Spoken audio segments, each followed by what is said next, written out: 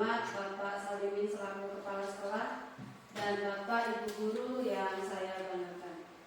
Puji syukur marilah kita panjatkan kepada Allah Subhanahu wa taala dan sholawat serta dalam salam semoga tetap tercurahkan pada Rasulullah Muhammad SAW.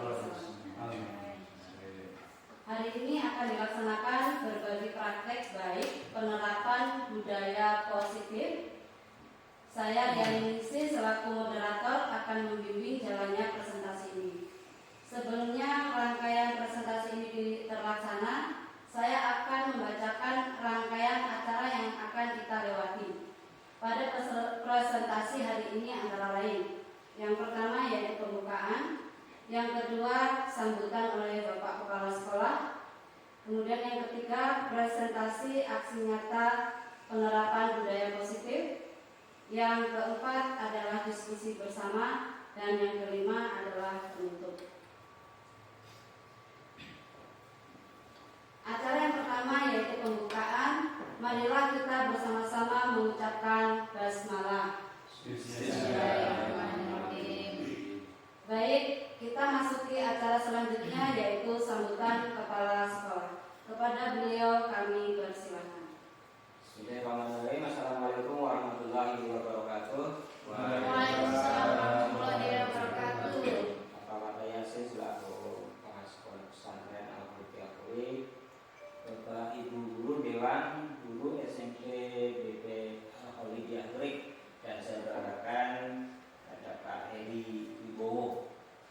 Dan dalam hal ini adalah peserta calon penggerak angkatan ke-10 dari Kabupaten Merauke, Papua Selatan, yang sudah berjalan sekitar sebulan. Ini sudah sampai pada modul 1.4 dan beberapa waktu yang lalu tentunya sudah banyak kegiatan yang dipraktekkan di sekolah kita terhadap murid, juga terhadap rekan sejawat. Pada kesempatan hari ini kita akan sama-sama belajar bersama dengan Pak Heri Wibowo ini memperoleh pencerahan mengenai budaya positif, disiplin positif, dan ini juga merupakan bagian dari tugas Bapak Heri selaku CDP untuk memenuhi tugasnya di LMS.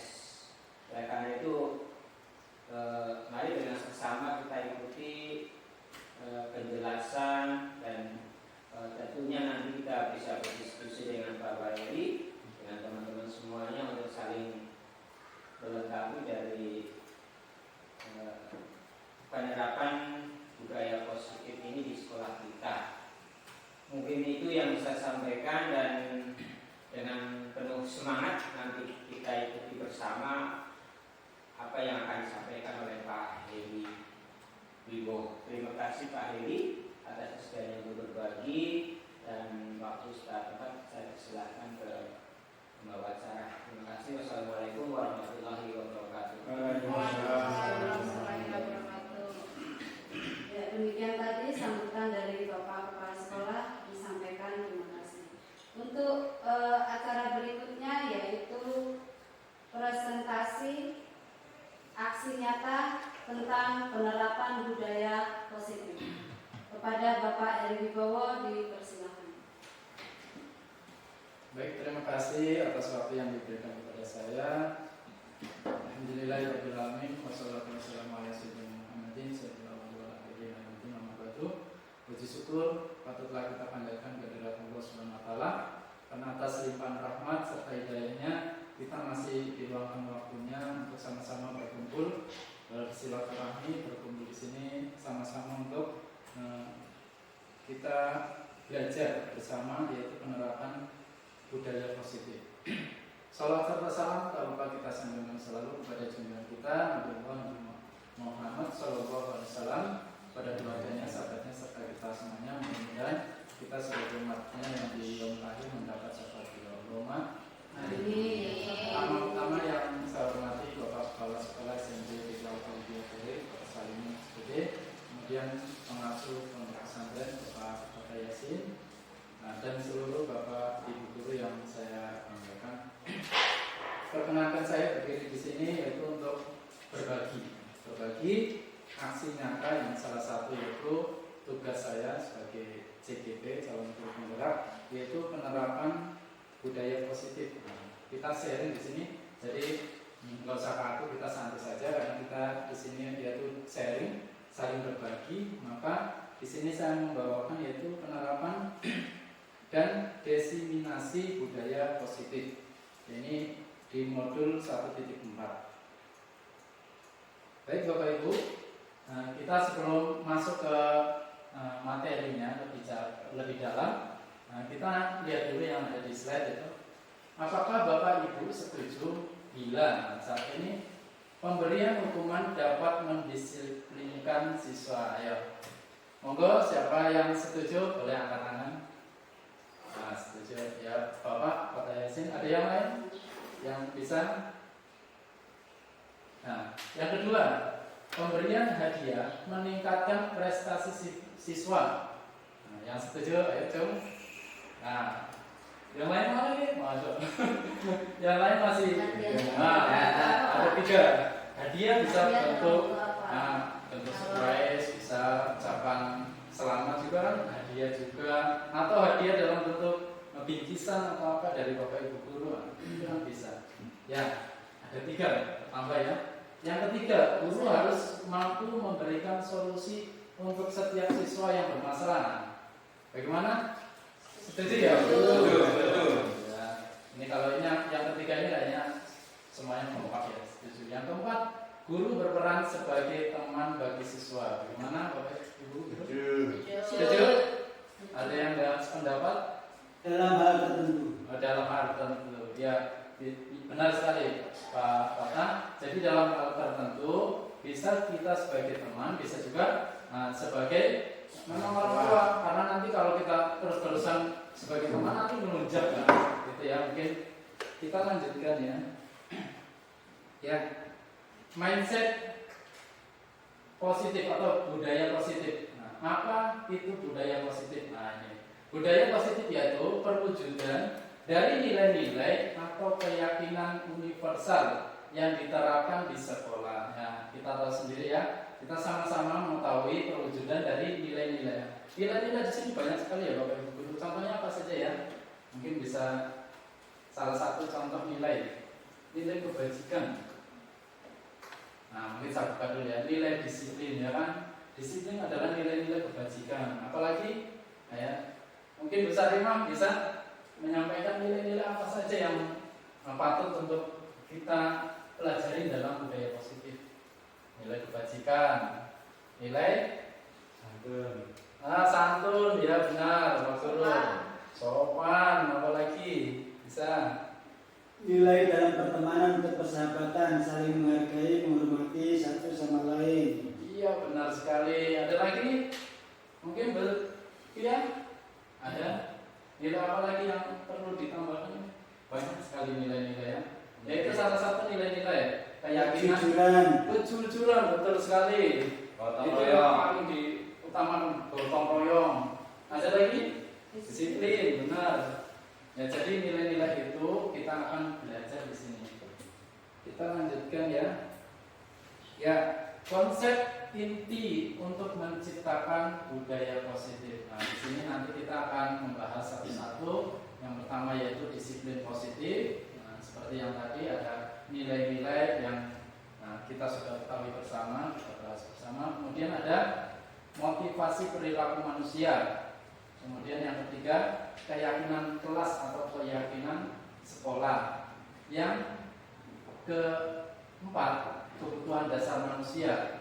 Yang kelima, posisi kontrol seorang guru. Dan yang terakhir yaitu segitiga restitusi. Ya, dari sekian ini yang ada di slide, kira-kira apa yang belum kita terapkan atau yang asing yang baru kita dengar, kira-kira yang mana ya? Ya, kuliah. Poin paling di bawah Pak. Poin yang di bawah segitiga restitusi. Mungkin ada yang lainnya? Yang 4 ke atas ya, 5 ke atas sudah semua ya kayaknya. Disiplin kita sudah kayaknya sudah menerapkan, motivasi juga, keyakinan kelas. Mungkin baru kita dengar tapi sebenarnya kita sudah menerapkan ya. kebutuhan dasar manusia ini nanti kita bahas juga. Baik, kita lanjut. Ya, di sini ada dalam slide itu, ini ada A dan B ini bisa teman kita atau kita diri kita sendiri. Kita mau belajar membuka daripada genggaman tangan kita. Nah, nanti kita semua coba sama-sama menggenggam, dan yang di dalam genggaman itu kita membayangkan sesuatu yang sangat berharga dalam hidup kita. Kita genggam erat-erat, dan nanti kalau ada teman kita berusaha membuka, kita pertahankan itu, walaupun bujukan, rayuan atau apa, atau godaan apa saja, kita bisa nggak menahan dari genggaman itu. Nah, coba sekarang boleh berpasangan,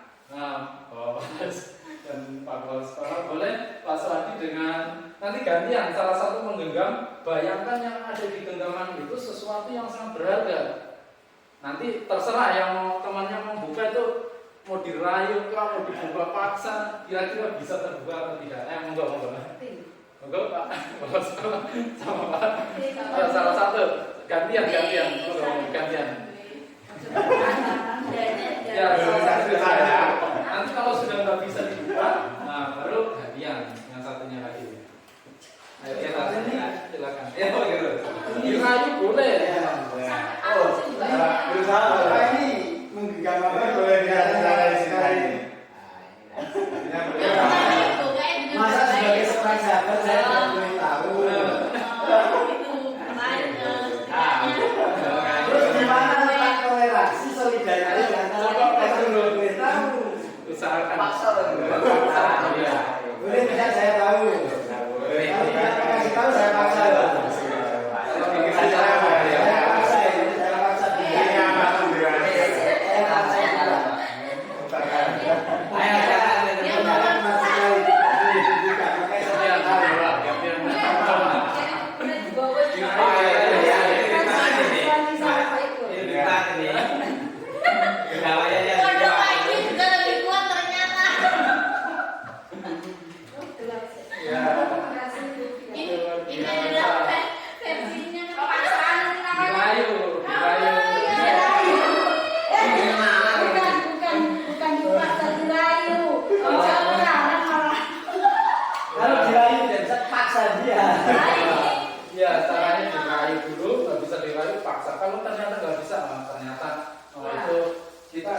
Keyakinan dalam diri kita. Ya, sekarang kita bahas.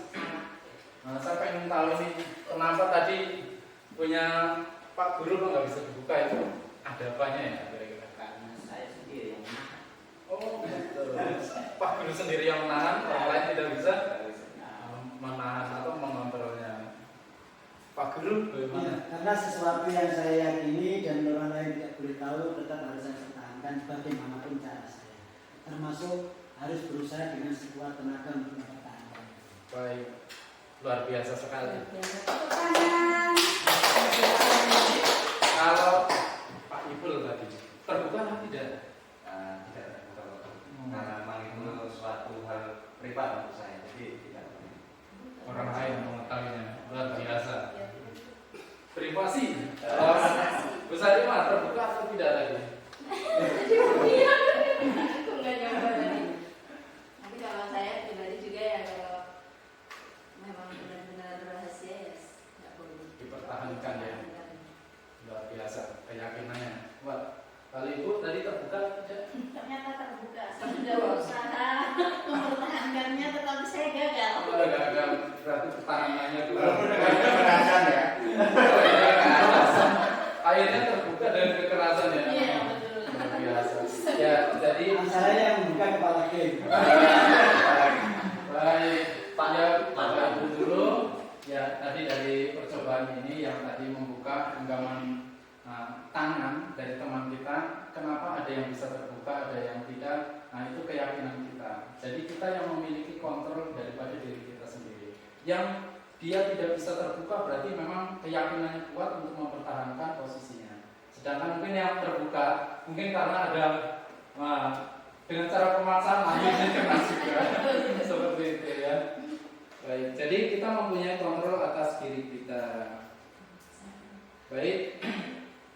Yang berikutnya yaitu perubahan paradigma teori kontrol, teori pilihan atau ilusi kontrol. Ya, di sini ada ilusi guru mengontrol murid. Nah, jadi seolah-olah kita ini lagi mengendalikan murid-murid kita ya.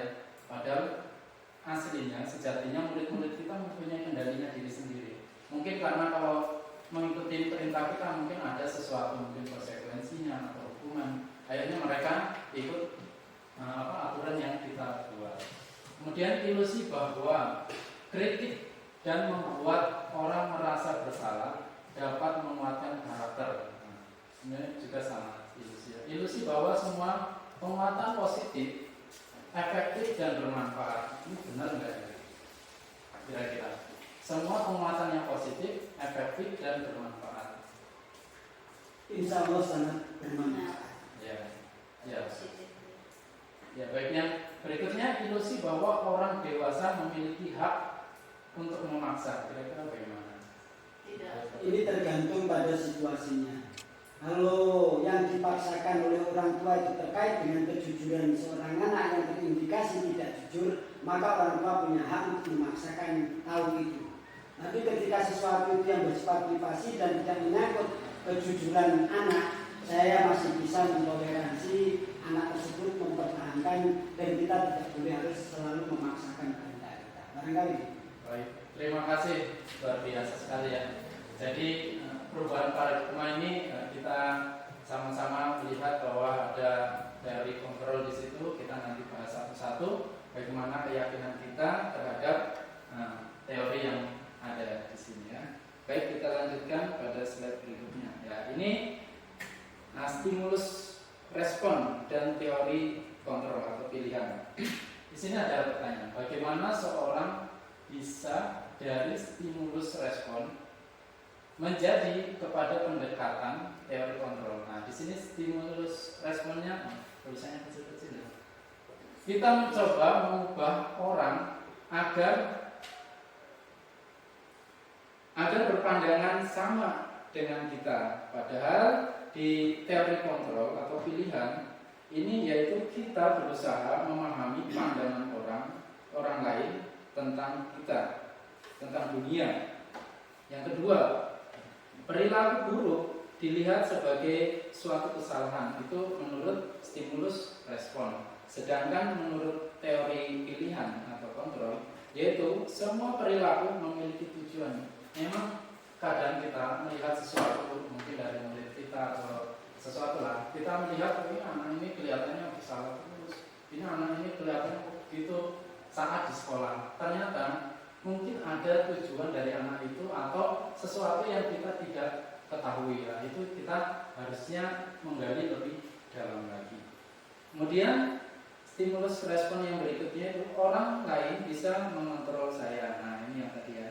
Padahal menurut teori kontrol hanya Anda atau kita yang bisa mengontrol diri kita. Yang tadi ya, kepala tangan ya. Sebenarnya kepala tangan ini bisa dibuka atau tidak itu kita yang mengatur sendiri. Kalau kita berkukuh kuat, oh ini ada sesuatu yang penting berharga, kita akan mempertahankan karena itu kita yang mengendalikan diri kita sendiri. Baik, berikutnya pemaksaan ada pada saat rujukan gagal. Ya kan, yang kayak tadi ternyata ada yang bisa terbuka karena ada rujukan yang gagal dan pemaksaan ternyata kita juga. Luar biasa. Gimana ya? Nah, ini menurut teori pilihannya yaitu kolaborasi dengan konsensus menciptakan pilihan-pilihan baru. Nah, yang terakhir yaitu model berpikir menang atau kalah. Sedangkan menurut teori pilihan yaitu model berpikir menang. Nah, ini menurut stimulus respon dan teori kontrol. Ya, baik. Sekarang apa itu disiplin positif? Nah, kita lihat sama-sama. Disiplin positif merupakan salah satu cara penerapan disiplin yang bertujuan untuk menumbuhkan kesadaran serta memberdayakan anak untuk melakukan sesuatu tanpa sogokan, ancaman maupun hukuman. Nah, ini makna daripada disiplin positif. Jadi kita mulai mengetahui oh ternyata disiplin positif itu kita mengajak anak itu untuk berbuat baik tanpa adanya sokokan atau pemberian hadiah atau apa. Nah, tanpa ancaman, oh ini harus begini-begini. Anak-anak akhirnya ikut atau hukuman dengan hukuman tertentu, anak-anak itu akan jadi disiplin. Padahal nanti kita lihat ke depannya. Ya, ini tadi yang sempat dijabarkan di depan. Nilai-nilai kebajikan. Ini ada sudah tercover dalam profil pelajar Pancasila. Yaitu pertama, beriman dan bertakwa kepada Tuhan Yang Maha Esa, berakhlak mulia, kemudian mandiri, bernalar, kritis, kreatif, apalagi gotong royong, terakhir yaitu berkebinekaan global. Ini semua adalah nilai-nilai kebajikan universal. Ada tercover dalam profil pelajar Pancasila. Baik, Bapak Ibu guru, masih semangat ya? Masih. Walaupun dalam keadaan kita siang sudah mungkin ngantuk, tetap semangat ya untuk sama-sama bersharing. Motivasi perilaku manusia. Nah, di sini menghindari ketidaknyamanan atau hukuman. Ini kira-kira bagaimana menurut pandangan Bapak Ibu? Motivasi perilaku manusia ini yang pertama itu menghindari ketidaknyamanan atau hukuman. Bagaimana? Setuju? Setuju, bagus ya. Ya. Kita semua kayaknya begitu ya. Menghindari hukuman ataupun ketidaknyamanan. Kita Kecuali dalam keadaan terpaksa. Keadaan terpaksa itu mungkin ya. Yang tidak bisa dihindari. Baik, berikutnya itu mendapat imbalan. Nah, kali ini bagaimana? Bapak Ibu? Itu hanya bentuk lain dari yang pertama sebenarnya. Betul sekali. Yang berikutnya menghargai diri dan menjadi orang yang mereka inginkan. Bagaimana pandangan Bapak Ibu tentang motivasi perilaku manusia? Tidak selalu. Tidak selalu ya. Ya, menghargai diri dan menjadi orang yang. Tapi kalau untuk selalu menjadi seperti yang orang inginkan kayaknya tidak. Tidak selalu ya. Baik, kita lanjut ya. Ya, ini kita masuk ke hukuman, konsekuensi, dan restitusi. Yang tadi Bu Anies sempat apa itu? Kayaknya ada yang baru yaitu restitusi. Nah, kita bisa lihat di sini. Jadi ada hukuman, ada konsekuensi, dan ada restitusi. Tulisannya terlalu kecil, kita bacakan di sini. Jadi untuk hukuman ini dikategorikan masuk ke dalam identitas gagal di sini ya, di disiplin positif. Nah, contohnya di sini sesuatu yang menyakitkan. Ya, kalau hukuman itu mesti ya ada sesuatu yang menyakitkan. Misalnya anak datang terlambat langsung, ya kamu pasti terlambat 15 menit.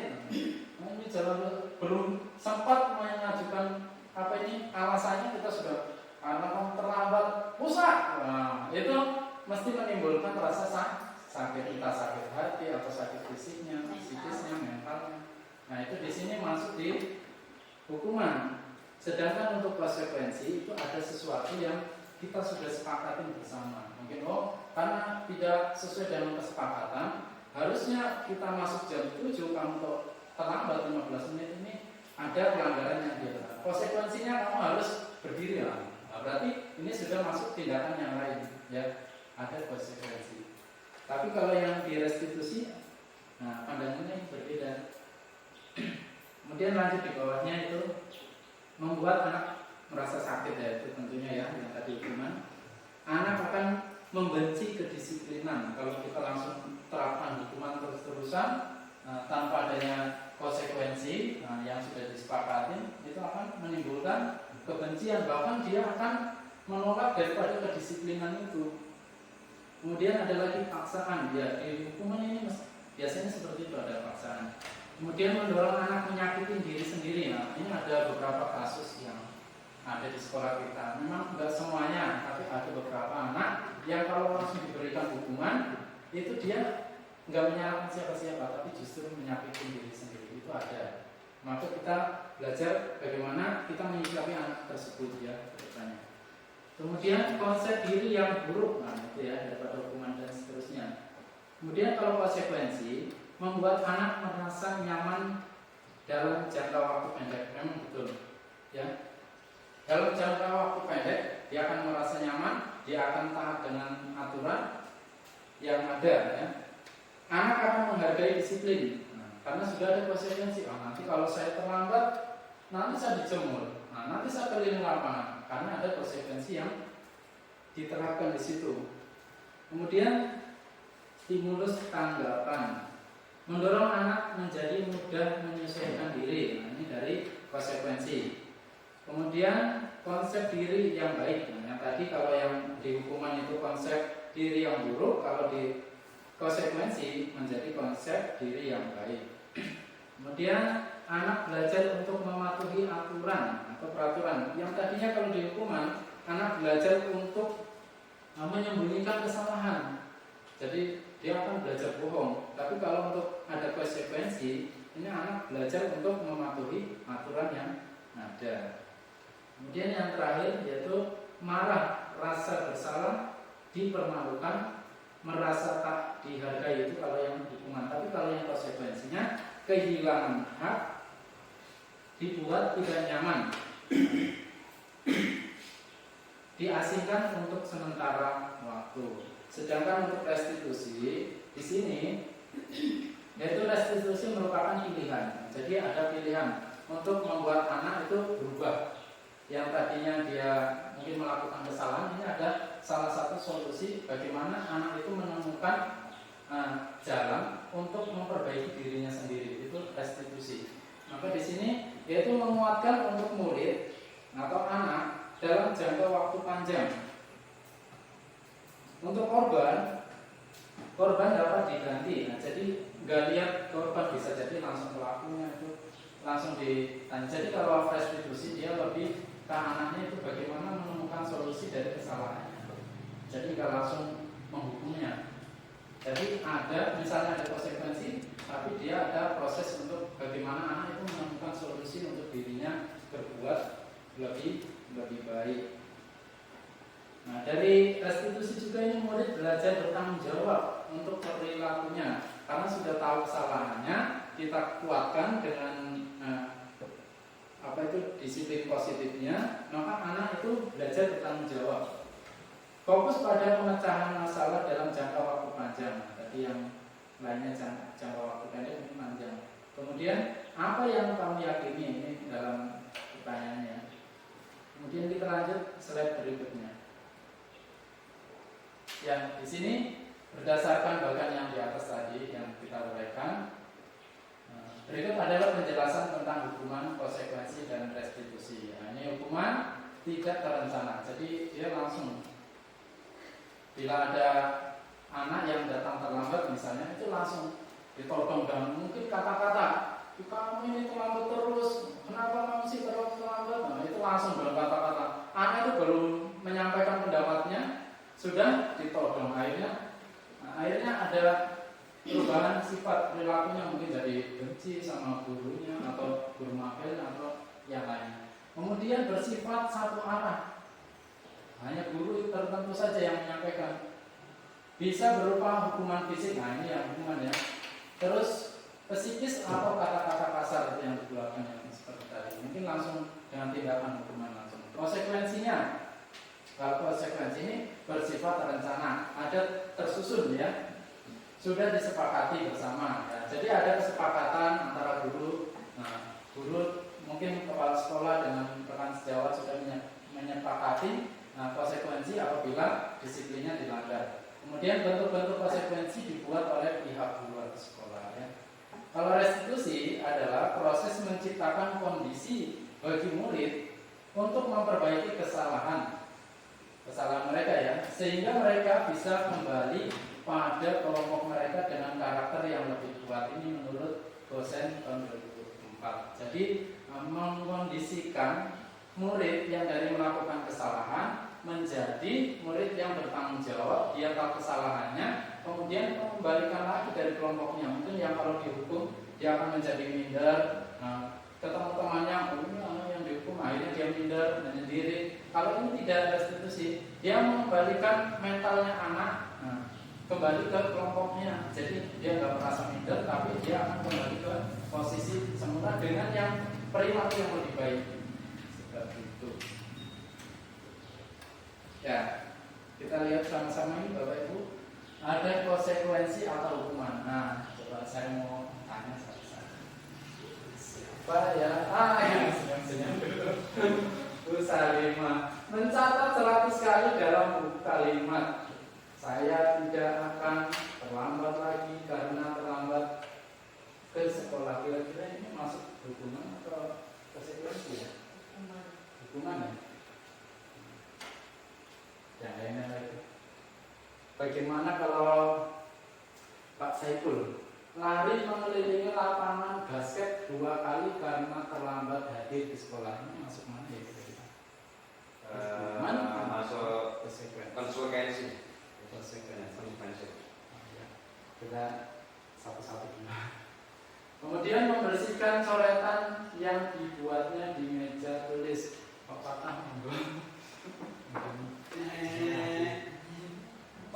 ini bisa kategori konsekuensi, tapi juga bisa berupa hukuman kalau sebelumnya tidak disampaikan bahwa siapa yang ngotori meja harus membersihkan. Kalau itu yang dilakukan oleh guru kepada muridnya, maka itu masuk kategori konsekuensi.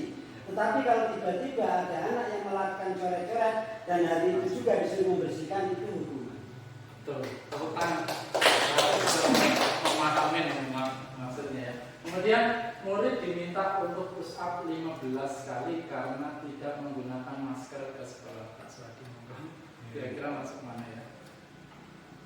Ini saya kira kalau dilihat dari sisi bisa dua sisi ya, bisa dua sisi, bisa masuk hukuman. Jika itu tiba-tiba dilakukan, tiba-tiba diberikan kepada murid karena seperti itu. Kalau memang sudah ada disepakati sebelumnya, berarti kalau tidak menggunakan masker, misalnya, kira-kira apa konsekuensinya? Berarti termasuk ya konsekuensi. Ya, terima kasih pada Bapak Swadi. Berikan tepuk tangan. Sekarang berdiri di depan kelas sambil mengangkat 1 kali. Nah, karena tidak bisa menjawab pertanyaan guru. Ini masuk ke konsekuensi atau hukumannya? Bagaimana? Menurut Ibu hukuman kenapa itu? Hukuman karena yang pasti siswa itu mentalnya akan lebih down. Terus mesti kalau diperlakukan seperti itu gitu, kan ada hukuman lain lah. Udah harus seperti itu karena tidak bisa menjawab, kemudian langsung disuruh ke depan, kemudian suruh angkat kaki gitu kan. Jadi menurut saya nanti menurut saya itu hukuman karena yang terjadi akan timbul perasaan mentalnya down. Baik, terima kasih. Beri tepuk tangan. Membersihkan WC karena merusak pensil teman Pak Kepala Sekolah. Ini kalau membersihkan WC termasuk hukuman karena yang dirusak kan pensil di sini ya. Nah, pensil itu kan kalau misalnya konsekuensinya itu kan akan ganti pensil gitu. Jadi tidak ada kaitannya dengan peristiwa yang dia lakukan di sini dia hukuman. Ya. Berikan aplaus. Yang satu ya, lari keliling lapangan karena terlambat 10 menit saat pelajaran PJOK. Kalau menurut saya kayaknya konsekuensi, karena konsekuensi itu suatu hukuman yang secara sejalan dengan yang sedang dilakukan. Misalkan kalau ini pada pelajaran PJOK, terus dia diminta untuk lari lapangan karena di PJOK itu juga membutuhkan pemanasan seperti itu. Berarti maksudnya konsekuensi. Ya, terima kasih. Beri tepuk tangan. Kita lanjut ya ke di sini. Dihukum oleh penghargaan. Padahal kalau kita tahu ya penghargaan biasanya memberikan semangat atau stimulus untuk kita melakukan sesuatu yang lebih baik ya. Tapi di sini kok kenapa didukung oleh penghargaan? Justru penghargaan itu kalau memberikan hukuman. Pengaruh jangka pendek dan jangka panjang. Kira-kira menurut pendapat Bapak Ibu ini Pak Bapak bisa memberikan tanggapannya? Ya, terkait dengan penghargaan itu juga masuk kategori hukuman. Dalam jangka pendeknya anak merasa bangga saat diberi penghargaan, sehingga merasa diri lebih baik dibandingkan teman-temannya. Sedangkan dalam jangka panjang dia akan membentuk karakter anak adalah karakter yang congkak, angkuh, sombong terhadap sesama, dan kemudian menganggap orang lain itu tidak ada apa-apanya atau tidak seperti dia yang memiliki prestasi luar biasa. Barangkali itu. Luar biasa sekali. Berikan tepat betul sekali ya. Jadi kalau jangka pendek itu memang benar dia akan menguatkan. Tapi nanti untuk jangka panjang dia akan memberikan seolah-olah harus saya ini, pasti saya lagi. Akhirnya nanti motivasi yang lain dan temannya akan terganggu juga. Dan jangka panjang juga nanti akan merugikan kita juga yang memberikan reward itu. Kemudian penghargaan tidak efektif. Mungkin Pak Kepala Sekolah bisa memberikan tanggapannya. Ya, memang kalau kita kadang-kadang memberikan hadiah pada anak-anak itu yang kita lakukan, itu nanti dia itu kesadaran untuk belajar dia segala macam itu tidak tumbuh dari dalam dia sendiri, seperti karena penghargaan gitu. Jadi untuk meningkatkan kayak kita kan maksudnya yang ditingkatkan kan dia sehingga rajinnya ya. Belajarnya, semangatnya itu yang kita harapkan. Tapi karena ada penghargaan itu, dia yang semangatnya itu malah dia akan tidak bisa ditumbuhkan. Baik. Ya, Terima kasih Bapak Kepala Sekolah. Penghargaan ini tidak efektif apabila dia sudah terpengaruh dengan penghargaan, nanti menurunkan kreativitasnya. Penghargaan merusak hukuman. Kira-kira setuju nggak ini? Penghargaan merusak hukuman. Setuju ya. Biasanya memang gitu. Ada teman yang dapat hadiah, yang satunya enggak. Akhirnya ngiri, ya kan? Mengiri, kok saya enggak. Padahal saya harusnya bisa. Gimana? Saya mau bertanya saja, kalau misalkan penghargaan tersebut itu dalam bentuk piagam, penghargaan itu Kalau dalam bentuk piagam, tidak dalam bentuk hadiah, berupa hadiah hadiah diberikan benda, tapi berupa piagam.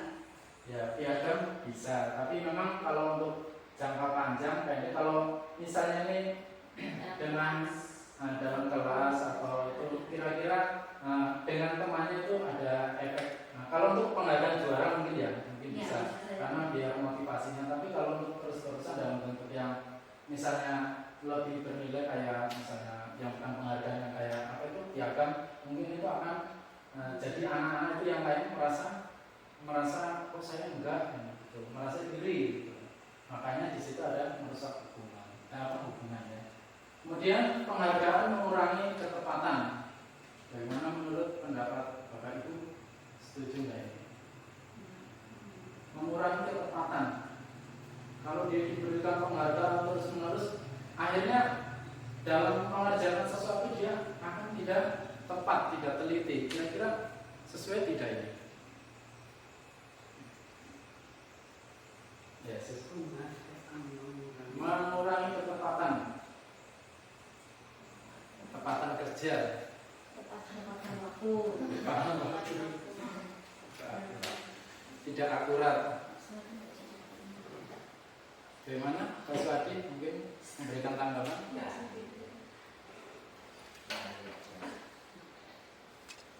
Iya, mungkin begini. Ya. Selama ini kan biasanya penghargaan atau pemberian hadiah atau biasanya terkait dengan prestasi ya. Itu kan prestasi hanya untuk tertentu saja. Atau bisa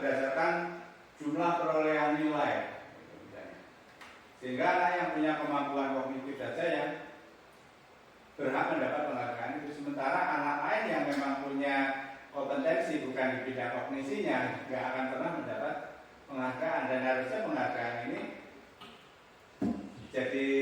menjadi suatu tolok ukur bahwa anak ini adalah anak yang paling baik.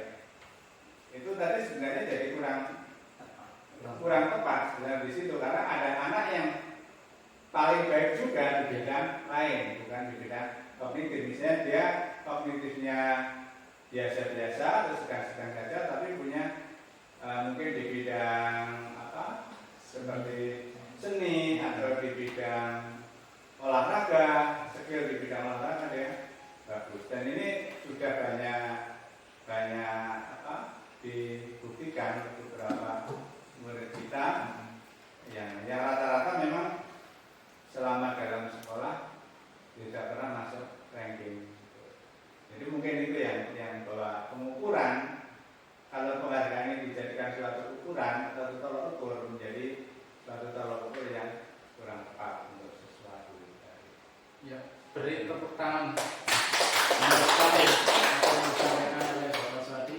Jadi memang yang mengurangi ketepatan itu memang ada tolok ukur, mungkin dari segi kognitifnya, ada yang lain mungkin dari segi keseniannya atau segi olahraganya dia mempunyai kemampuan yang lain. Sedangkan kita di sini mengukurnya dari segi nilainya saja atau kognitif. Akhirnya tidak tepat, kecuali kalau semua dikasih penghargaan sesuai dengan kondisinya masing-masing. Kemudian penghargaan mengurangi kualitasnya, tadi termasuk yang hubungannya yang di atas ya.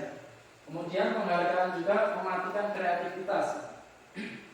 Ada lagi penghargaan menghukum, tadi yang sudah disampaikan oleh Pak Patan, itu ada kaitannya juga jangka panjang dan jangka pendek.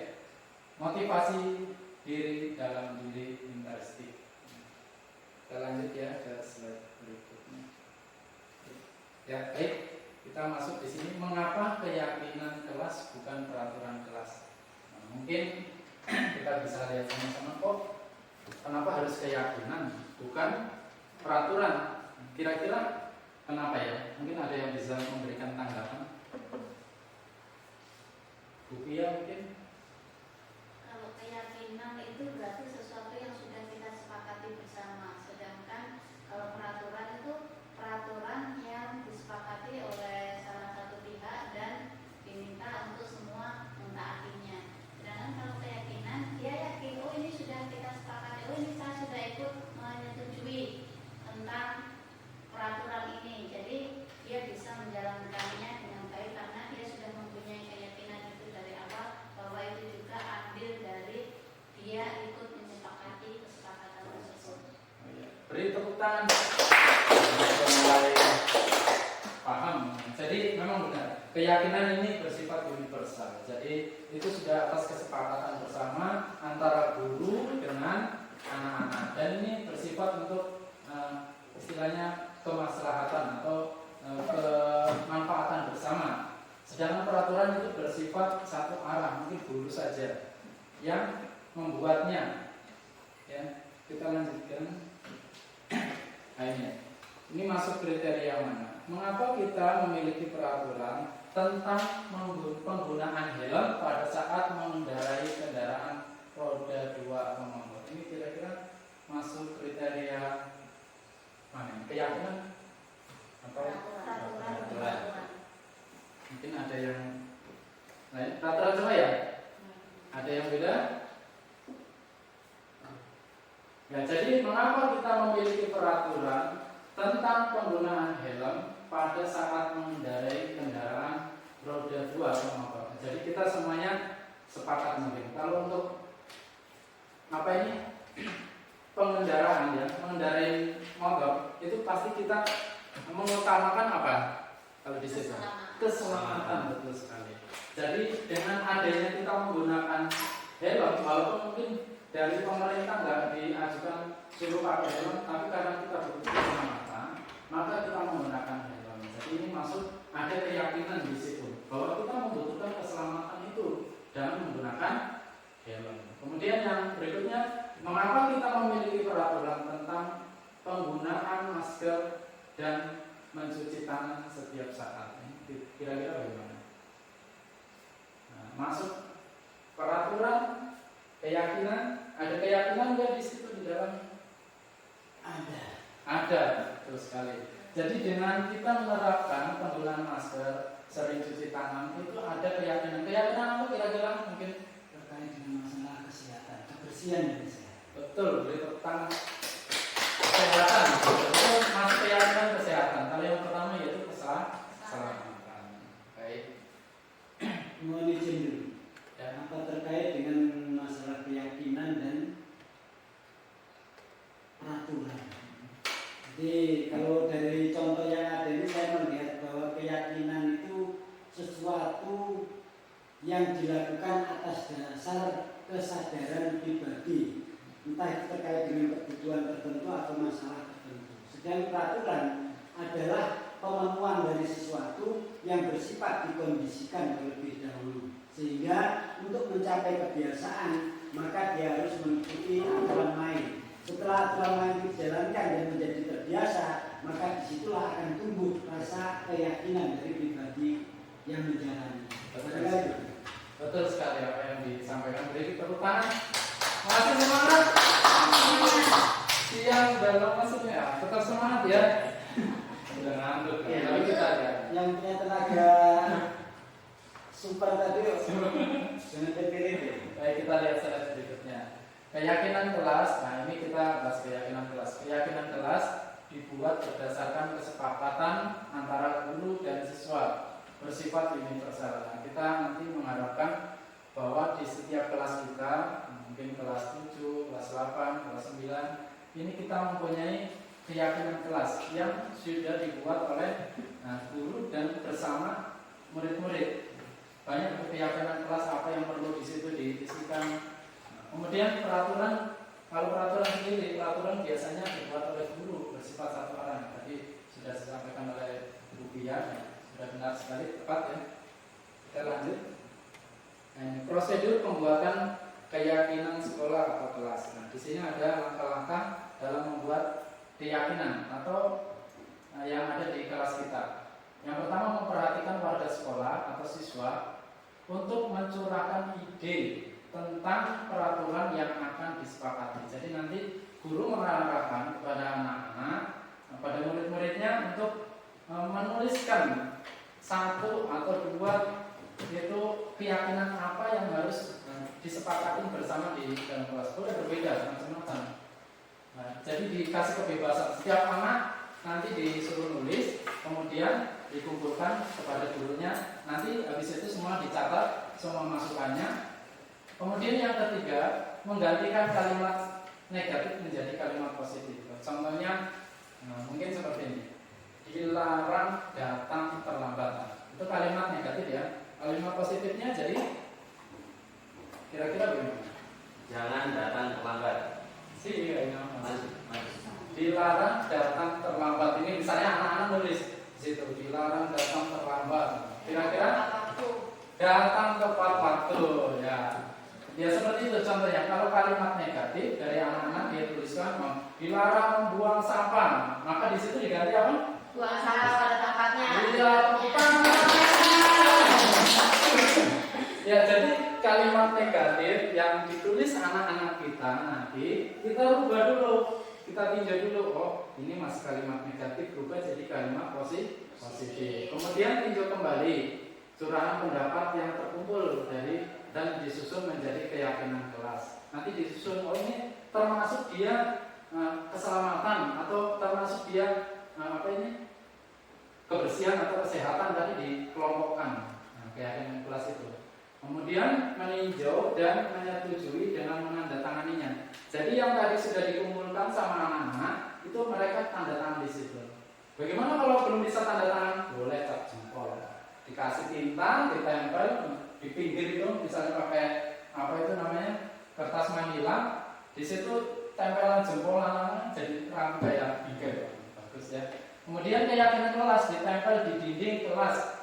Ditempelnya itu yang kelihatan oleh anak-anak dan kita bisa melihat.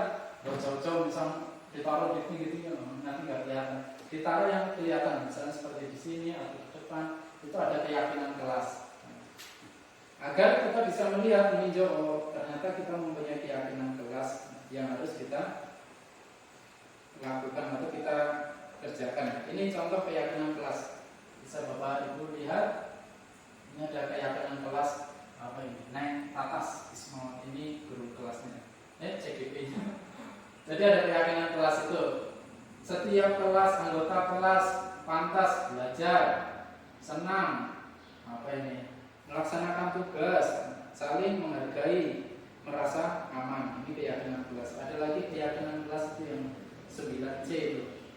Bekerja sama, boleh digambarin itu kreativitas ya. Jadi kreativitas anak-anak kita tuangkan dalam keyakinan kelas, tapi kita mengolahnya lagi. Yang tadi yang kalimat positif dijadikan kalimat negatif jadi kalimat positif dan mengelompokkan sesuai dengan keyakinan. Baik, kita masuk ke 5 posisi kontrol guru. Di sini ada guru sebagai penghukum atau pembuat merasa bersalah, atau sebagai teman atau pemantau atau manajer. Kira-kira menurut pendapat Bapak Ibu, kira-kira yang mana? Boleh kalau yang penghukum kira-kira boleh menurut pendapat Bapak Ibu nanti. Kita masuk ke mana yang lebih efektif. Nanti Bapak Ibu guru boleh mencatatkan, kalau ada kertas ya diingat-ingat lah. Menurut Bapak Ibu yang paling efektif itu yang mana? Kalau ada kertas boleh dicatat. Nanti setelah ini kita lihat kita masuk yang mana toh yang pantas. Dari berapa? Kelima posisi kontrol guru. Boleh dicatatkan di buku atau kertas atau diingat saja. Kira-kira yang mana yang paling tepat di antara kelima itu? Apakah hukum, membuat merasa bersalah, teman, pemantau? Sudah ya? Ya, ini salah satu saja. Mohon izin Pak. Bagaimana? Ini kan dikatakan 5 posisi kontrol guru. Ya. Berarti kelima posisi ini kan memang ada pada pribadi guru. Ya. Cuma persoalannya, semisal saya itu dominan pada posisi yang mana kan itu mestinya. Nah saya mungkin termasuk kategori pertama itu di situ mungkin saya misalnya. Jadi artinya kelima-limanya ini kan boleh dimiliki oleh setiap guru dan guru memiliki di antara 5 yang ada atau kelima-limanya itu ada, cuma yang paling dominan yang mana kan? Ya, boleh. Barangkali Ya, bisa seperti itu ya. Kita lanjutkan ya. Berikut contoh video posisi kontrol guru. Kita sama-sama simak video.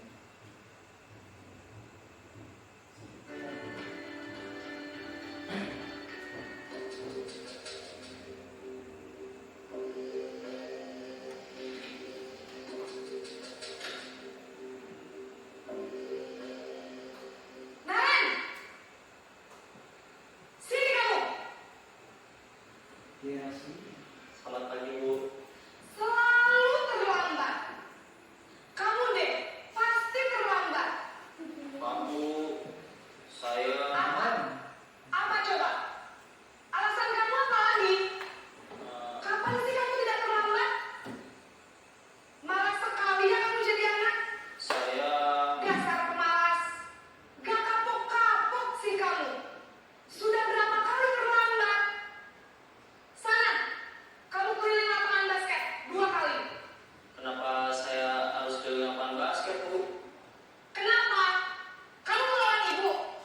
Berani-beraninya jawab. Sudah terlambat, masih berani jawab pula. Sekarang, keliling lapangan basket 5 kali sekalian. Biar kapok. Cepat. Pergi sana ke lapangan basket. saya malah nggak pernah ya. Ya, itu posisi kira-kira yang mana? Penghukum ya? Ya. Kita lanjut. Kalau yang tipikal gitu saya malah gitu. Ini posisi membuat merasa bersalah.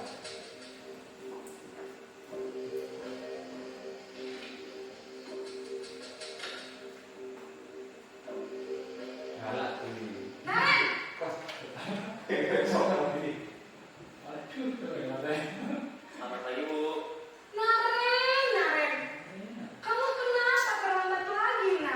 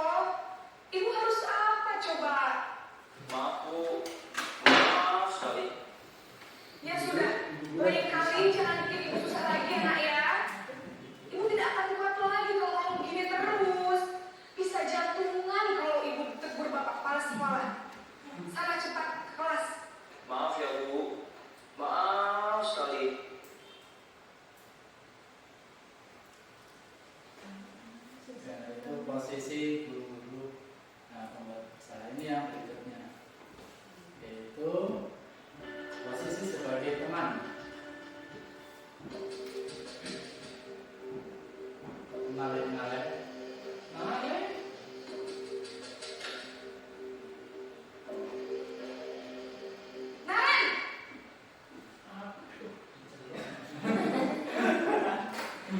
Selamat pagi, Bu. Wah, sudah jam berapa ini, Nak? Terlambat lagi ya, sayang? Iya, Bu. Habis ibu saya lupa membangunkan saya, Bu. Kamu malah menyalahkan ibu kamu. Kamu bukannya anak yang larinya paling kencang. Kok terlambat sih? Iya, Bu. Saya memang terlambat bangun tadi. Jadi, biarpun saya lari kencang, tetap gak kesenjar, Bu.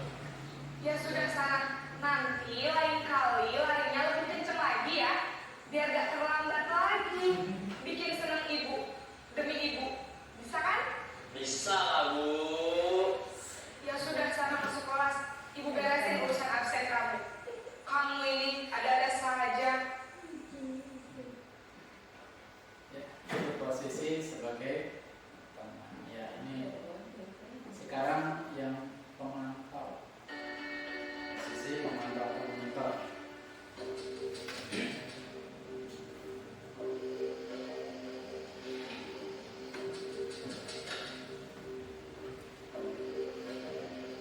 Naren!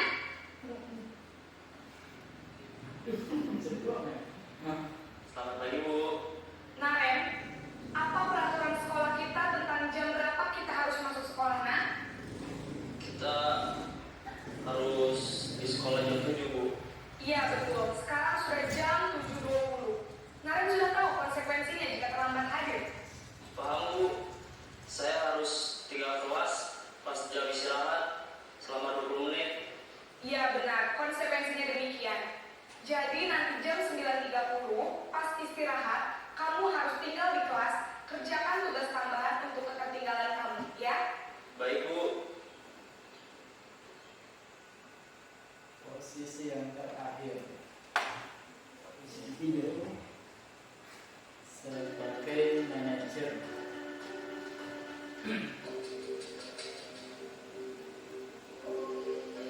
Mana?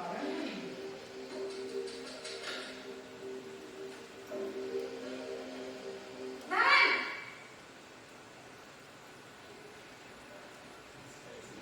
Selamat pagi, Bu. Selamat pagi, Naren. Kurang gini, Pak. Bu. Saya sendiri, Pak. Saya ikut Iya. aja. Sekarang sudah jam 7.20. Ada kali, Pak. Jadi sekarang Ada Naren. kok? Maaf, Aduh, Bu. halo, Pak. Saya Ada udah lagi. saya sekolah.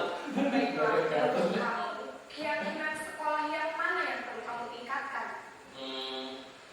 Menghargai diri sendiri dan orang lain mungkin, ya, Bu. Setuju. Jadi, apakah Naren yakin prinsip saling menghormati tersebut? Iya, Bu. Saya meyakininya. Apakah Naren bersedia memperbaiki masalah keterlambatan ini? Bersedia, Bu. Bagaimana kamu akan memperbaiki masalah keterlambatan ini? Saya akan coba untuk tidak lupa menyetel alarm saya, Bu. Baik, kalau Naren lupa menyetel alarm di rumah, ada orang yang kira-kira bisa bantu mengingatkan tidak? Ada, Bu. Kakak saya, Kak Emma. Ada lagi selain Kak Emma? Selain Kak Emma, ada ibu saya. Baik, jadi yang mengingatkan Naren adalah Kak Emma dan ibu kamu ya? Kira-kira akan mulai setel alarm kapan nih, Naren? Setelah pulang sekolah, akan segera saya lakukan. Baik, jadi Naren akan setel alarm untuk bangun besok pagi dan akan diingatkan oleh kakak dan ibu dan Naren ya. Ada lagi yang mungkin perlu dilakukan, Naren? Agar tidak terlambat bangun lagi. Tidak ada, Bu. Baik, Naren. Terima kasih untuk kerjasama kamu. Sekarang kamu perlu kembali ke kelas untuk belajar. Baik, Bu. Terima kasih. Baik. Ya, itu dari video kelima posisi kontrol. Nah, di sini ada yang menghukum. Nah, kalau penghukum tadi seperti tadi ya, Naren terlambat lagi, langsung dia menghadiknya.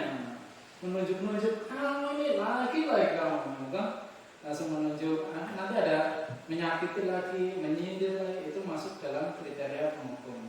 Adapun dampaknya di situ, yaitu nanti anak jadi ada memberontak, mungkin entah kalau di depan gurunya mungkin tidak, nanti di belakangnya mungkin efeknya ke temannya atau ke siapa ya. Kemudian menyalahkan orang lain, dia akan jadi orang yang tidak jujur, bohong, mengulangi kesalahannya, mungkin besok diulangi. Kemudian tidak menyukai guru tertentu, atau kalau di kelas mungkin guru mapelnya ya. Kemudian kalau yang membuat orang merasa bersalah, ini berceramahnya suaranya cenderung itu lembut, tapi nyelkit. Kamu ini loh, pokoknya buat kata-kata yang lembut tapi menyelkitkan gitu. Ya, menyalahkan seolah-olah itu murid yang merasa bersalah. Ini kamu gara-gara kamu ini, mungkin nanti saya jadi dimarahi kepala sekolah. Itu kata-katanya seperti itu, seolah-olah murid yang merasa bersalah. Dampaknya membuat murid merasa bersalah, menyesal, nanti dia akan berbohong lagi, terus merasa rendah diri dan menarik diri dari lingkungan, mungkin dari teman-temannya akan merasa karena merasa bersalah itu ya.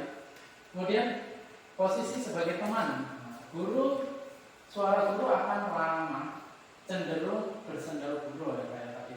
Naret kamu sih kenapa terlambat lagi ya?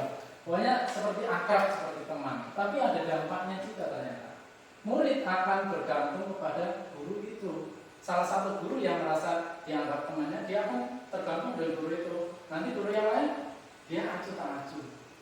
Murid tidak menyadari, murid tidak mandiri dan bisa berpikir untuk diri sendiri karena ketergantungan dengan salah satu guru. Kemudian yang pemantau, seorang pemantau akan bersuara datar, seperti tegas tapi nggak ada emosinya di situ, nggak ada emosional, tapi tegas mengarahkan murid, tidak emosional ya, tercipta identitas diri positif atau berhasil. Dia menanyakan sesuatu yang sesuai ya. Dampaknya murid akan menghitung konsekuensi dan hadiah. Jadi nanti kan ada konsekuensinya. Kemarin kamu kenapa nggak datang? Tahu kan konsekuensinya? Tahu. Nanti harus jam istirahat harus menambah waktu untuk belajar. Ada konsekuensi. Tanpa memahami sepenuhnya nilai kebajikan yang ditunjuk. Kemudian tidak sepenuhnya mandiri. Masih ada dampaknya ya. Kemudian manajer, R-nya turun ya. Suara manajer netral, tidak emosional, tidak terlalu ramah, dan tidak bernada tinggi, biasa saja. Tercipta identitas positif atau berhasil. Guru akan dengan tulus mengajukan pertanyaan-pertanyaan bermakna agar membuka pikiran murid. Jadi yang ditanyakan menggali informasi daripada murid itu. Kenapa kamu terlambat? Kenapa? Kira-kira apa yang bisa kamu lakukan biar tidak terlambat lagi? Digali informasinya. Kemudian guru membimbing murid untuk memecahkan masalahnya sendiri. Kayak tadi ya. Kamu kalau seperti itu kira-kira ada yang bisa membangunkan kamu? Tidak. Ada kakak saya lagi, Kak Emma, ibu saya lagi. Dikuatkan dengan hal-hal seperti itu. Sehingga dampaknya murid akan menjadi mandiri, kemudian percaya diri dan dapat memecahkan daripada masalahnya itu sendiri. Jadi ada solusi. Ya, dari itu tadi kita bisa lihat tadi. Ternyata yang posisi yang ideal menurut Bapak Ibu tadi yang mana kira-kira? Dari 5 posisi kontrol itu. Manajer ya. Ya, sekarang kebutuhan dasar manusia. Dari 5 kebutuhan dasar manusia yang kita miliki ya. Yang pertama itu bertahan hidup, itu pasti. Setiap makhluk hidup, apalagi manusia, pasti akan bertahan hidup. Membutuhkan kasih sayang. Yang kedua, dan rasa diterima.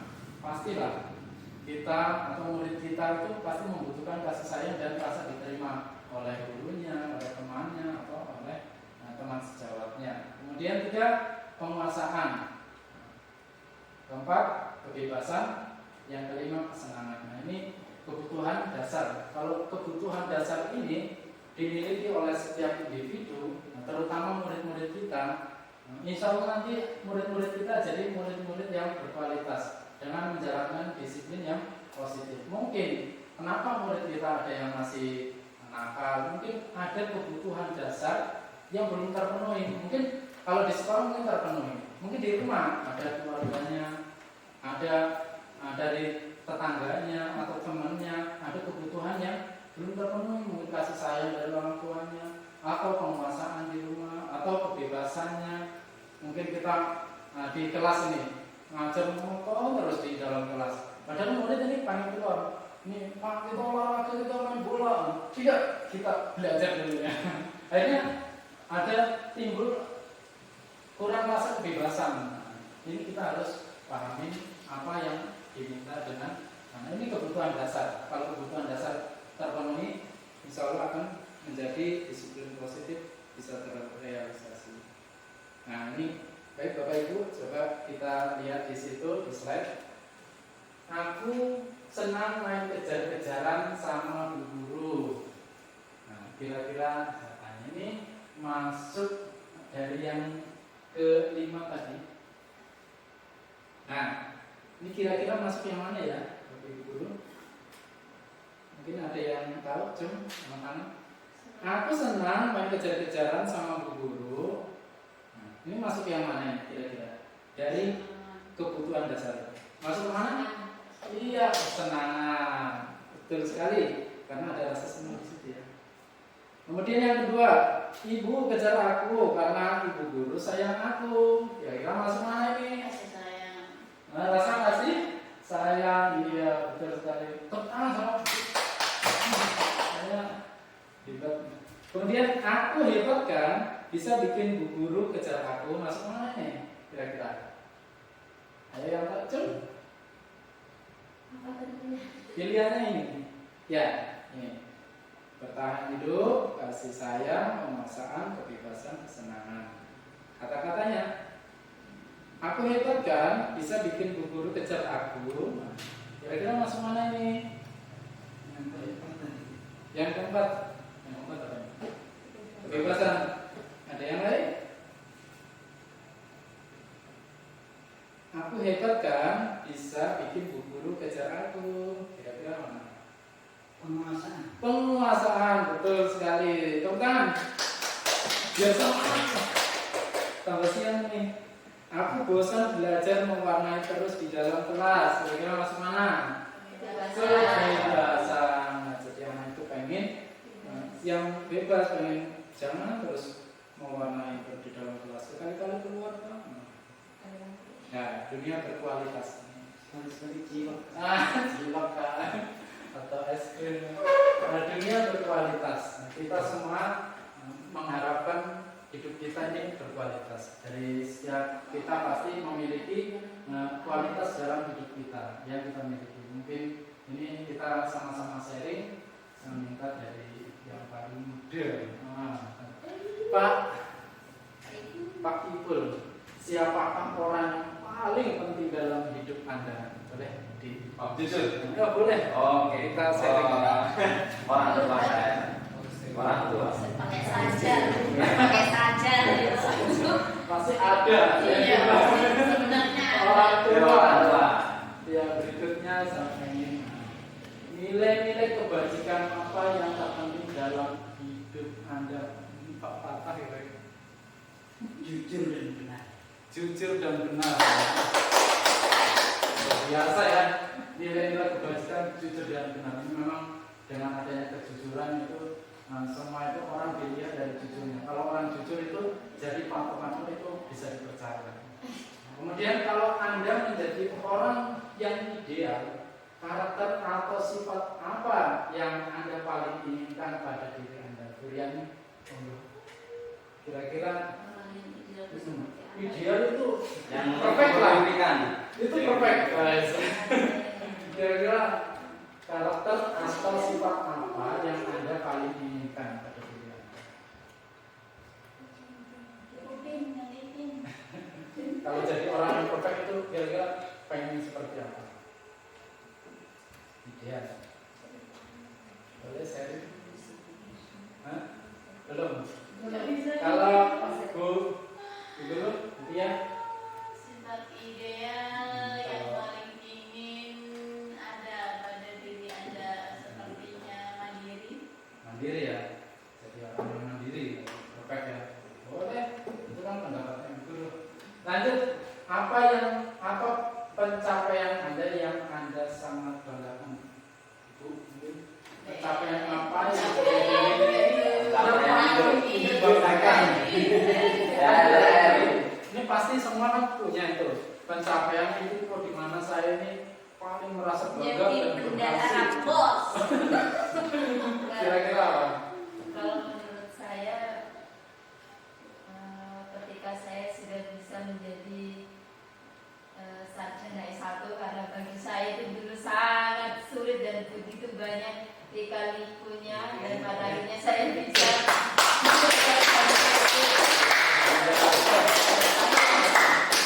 Luar biasa ya, menjadi sarjana itu pengorbanan betul sekali, butuh perjuangan, biaya lagi dan macam-macam lah.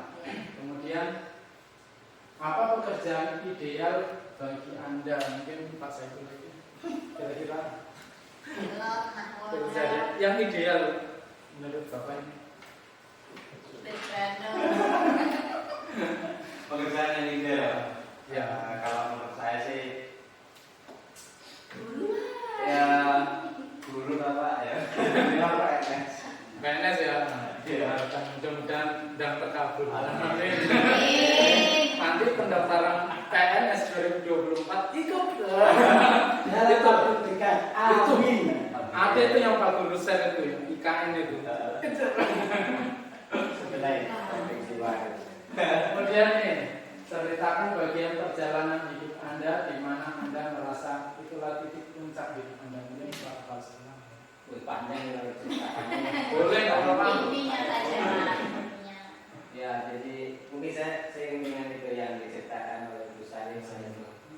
Karena Bu Salim itu sangat membanggakan begitu. Juga saya pernah mengalami pada saat dulu kan sekolah pada saat itu dulu kan masih susah gitu.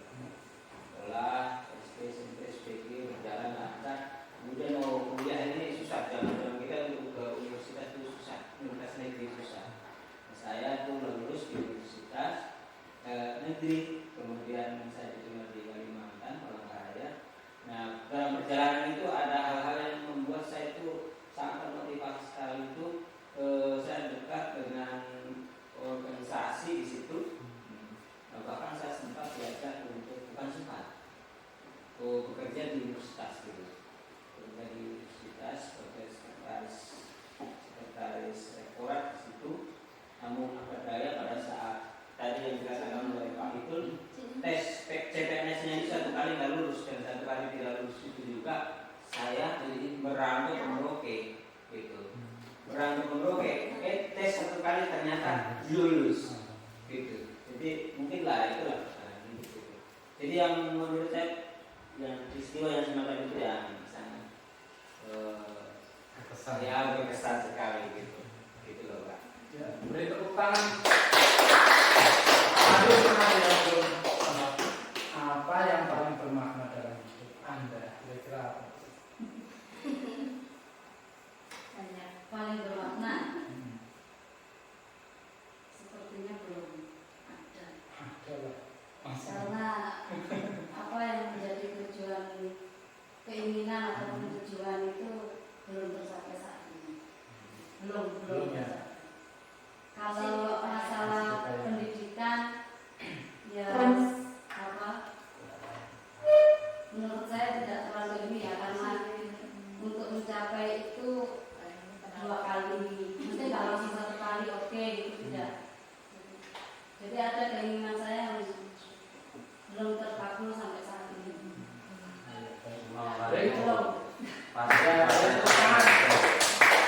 Ini adalah dunia berkualitas.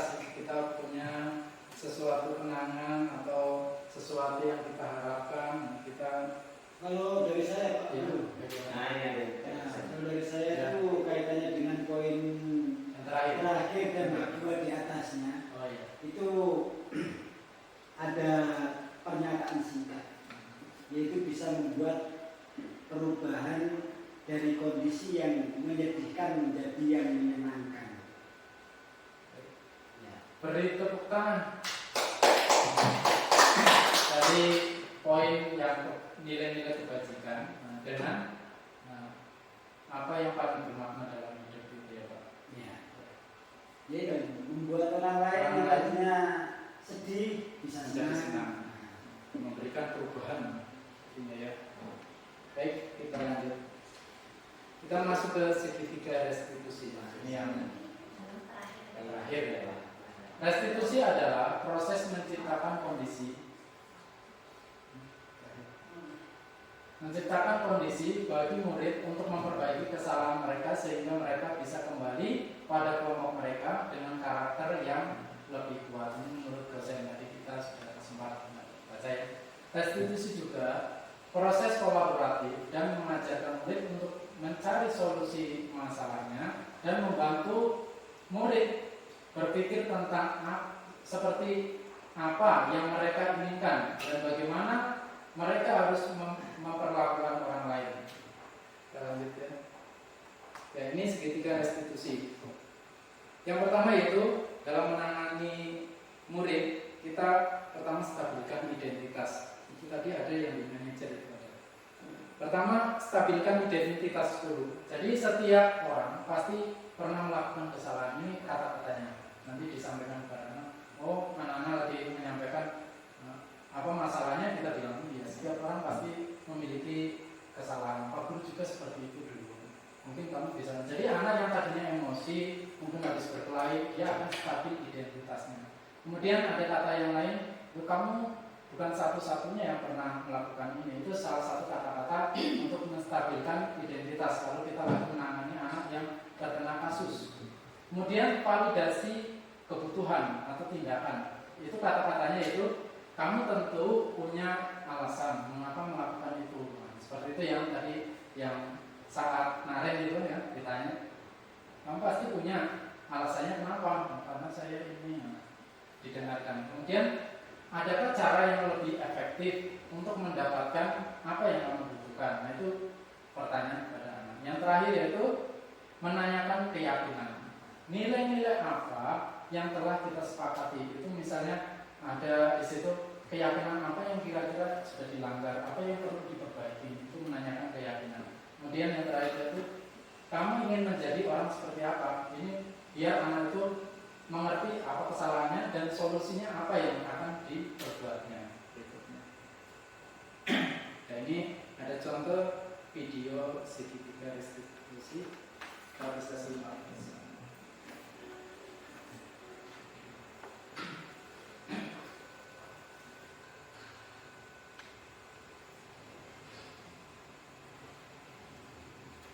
Siap, Sarah?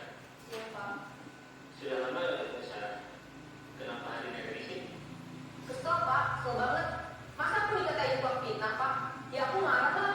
Aku balik nyatain mereka di depan kelas. Kesel banget. Oh begitu. Ya pasti kamu marah dan kesal. Bapak juga akan marah apabila ada yang menuduh Bapak seperti itu. Berbeda. Kemudian pada saat itu kamu melakukan apa? Tindakan. Ya saya langsung ngatain mereka lah, Pak. Kesel banget. Saya bentak-bentak dia depan teman-teman lain. Oh begitu. Pasti kamu melakukan seperti itu karena suatu alasan tertentu kan? Iyalah, masa saya diam saja, Pak? Ya saya bela diri lah. Masa saya jadi tukang fitnah? Ya wajar lah. Mempertahankan harga diri itu sesuatu yang penting buat kamu. Untung kamu tidak berpikir gagal lagi. Hanya membentak-bentak. Iya, Pak. Untung saya masih bersabar dan hanya membentak saja.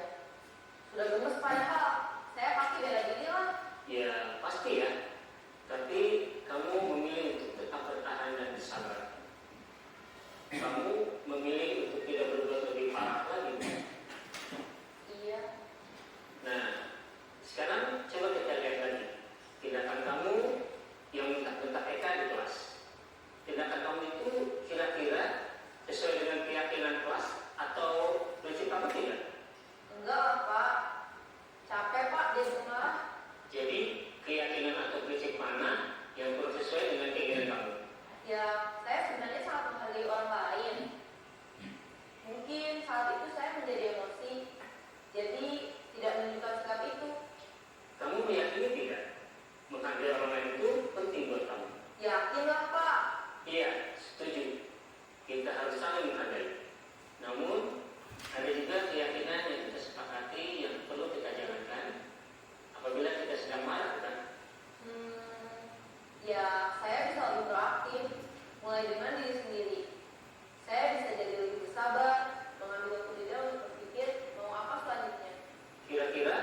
kamu bersedia memperbaiki masalah ini tidak? Sedia, Pak. Kalau kamu memperbaiki masalah ini, kamu akan menjadi orang seperti apa?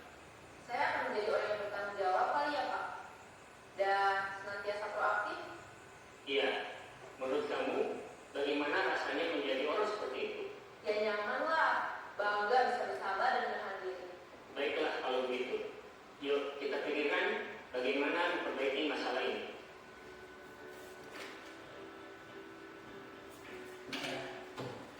Kemudian ternyata kita berakhir juga daripada sharing atau diskusi kita.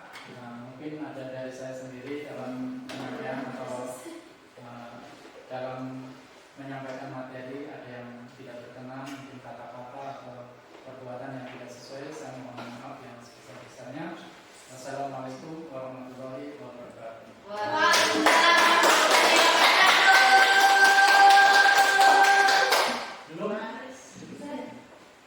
Baik, terima kasih kepada Pak Heri Wibowo sudah menjabarkan presentasi sesuai materi aksi baik yang dilakukan untuk CGP. Nah, ini waktunya tadi itu agak berlebih ya Pak Heri. Jadi kira-kira untuk diskusi bersama ini dilanjut atau yang tadi kita sudah sebagian yang kita sudah lakukan itu sudah termasuk diskusi sebenarnya. Ya, betul. Jadi saya kembalikan lagi ke Pak Heri, maksudnya gimana? Mau langsung ditutup atau ke audien? jam 2 saya belum Kalau salah. saya pamit pulang. Saya juga mau pamit pulang. Ya. Jadi baik, sesuai kesepakatan kita bersama untuk presentasi hari ini sudah sangat luar biasa. Dari hal yang tidak tahu kita menjadi tahu, contoh saya sendiri. Kemudian sudah sangat luar biasa Pak Heri mau berbagi aksi baik kepada kami semua. Untuk itu langsung saja kita tutup bersama dengan mengucapkan hamdalah. Alhamdulillahirrahmanirrahim. Ya, demikian diskusi dan presentasi kita bersama. Untuk saya pribadi, apabila sebagai moderator ya, apabila ada perkataan yang salah, saya mohon maaf. Kemudian mari kita sama-sama memberikan tepuk tangan untuk kita semua. Dan akhir salam, wassalamualaikum warahmatullahi wabarakatuh. Waalaikumsalam warahmatullahi wabarakatuh. Gilang sepatu, gilang marah. Marilah pulang bersama-sama. Oke, assalamualaikum warahmatullahi wabarakatuh. Selamat siang. Oke, untuk tanggapan untuk Pak Heri dengan digelarnya kemarin itu diskusi, kalau menurut saya sudah sangat bagus, menambah wawasan saya, bukan hanya saya, tapi juga teman-teman guru yang lain. Dari hal-hal yang belum kita ketahui, saya sendiri belum saya ketahui, semenjak ikut diskusi kemarin saya jadi tahu tentang bagaimana cara menghadapi siswa atau menangani siswa yang datang terlambat ataupun memberi nasihat. Oke, terima kasih untuk Pak Heri, untuk kedepannya sukses terus, semangat. Oke, terima kasih. Menurut saya tentang disiplin positif itu adalah suatu hal yang memang betul positif ya, jika sudah bisa diterapkan dan sudah menjadi suatu budaya bagi kehidupan di masyarakat kita. Tapi mungkin suatu hal yang menjadi kendala bahwa dalam kebudayaan kita, dalam kebiasaan kehidupan bermasyarakat kita, untuk hal-hal seperti disiplin dan perbuatan baik itu dalam pembiasaannya biasanya selalu diawali dengan adanya suatu rangsangan atau hukuman. Jadi untuk membuat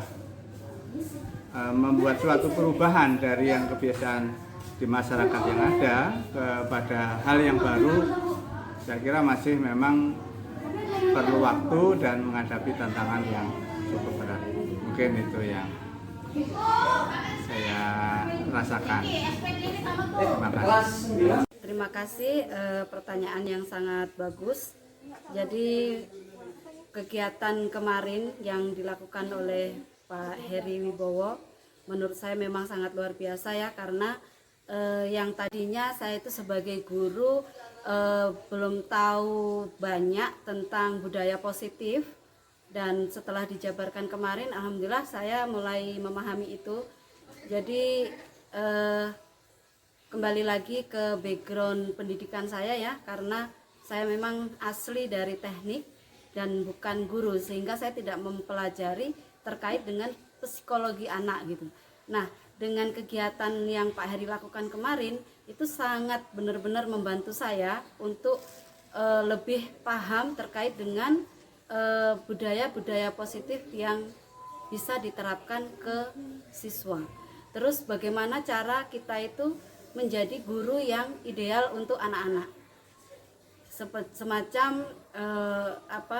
tipe guru yang manajerial, itu sangat berkesan bagi saya gitu. Terus kalau untuk kegiatannya Pak Heri Wibowo kemarin itu sudah sangat bagus, memotivasi, kemudian juga penguasaan materi sudah sangat bagus. Itu kesan pesan dari saya.